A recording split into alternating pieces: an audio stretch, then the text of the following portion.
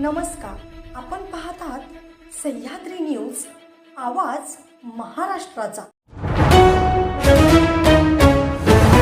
आषाढी वारीच्या पार्श्वभूमीवर जगद्गुरू संतश्रेष्ठ श्री तुकाराम महाराज पालखी सोहळा दिनांक 23 जून रोजी यवत येथे व दिनांक 24 जून रोजी वरवंड येथे मुक्कामी असून या निमित्तानं पालखी तळ कालभैरवनाथ मंदिर यवत व विठ्ठल मंदिर वरवंड या ठिकाणी तयारीची व अनुषंगिक कामाची आमदार राहुल कुल यांनी पाहणी केली। यावेळी पालखी मार्गावरील अनावश्यक झाडे झुडपे काढून टाकावीत, रस्त्यावरील खड्डे बुजवून साईड पट्ट्या भरून घ्याव्यात, महावितरणाने वीज पुरवठा सुरळीत ठेवावा, जलसंपदा विभागाने व पाणी पुरवठा विभागाने यंत्रणा तैनात ठेवावी, पंचायत समिती व आरोग्य विभागाने फिरते शौचालय, अतिदक्षता विभागाचे वेड, रुग्णवाहिका, आरोग्य तपासणी केंद्र, स्वच्छतागृह, पालखी तळाची स्वच्छता व आवश्यक ठिकाणी मुर्मीकरण करून घ्यावे। सार्वजनिक बांधकाम विभागाने देखील आवश्यक कामे तातडीने पूर्ण करावीत।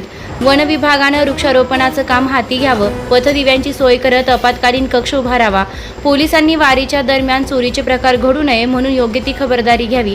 तसेच पावसाचे वाढलेले प्रमाण लक्षात घेऊन वारकरी व भाविक भक्तांना त्रास होणार नाही यासाठी उपाययोजना कराव्यात, अशा सूचना आमदार राहुल कुल यांनी केल्या आहेत।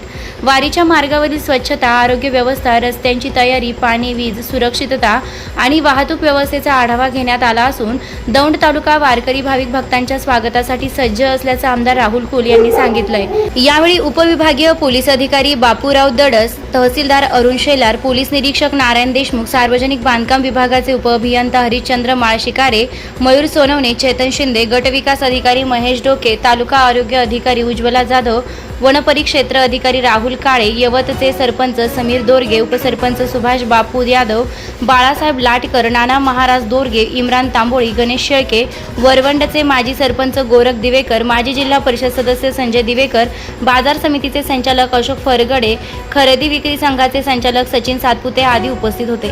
सह्याद्री न्यूज, आवाज महाराष्ट्राचा। प्रतिनिधी संजय शिंदे, पुणे।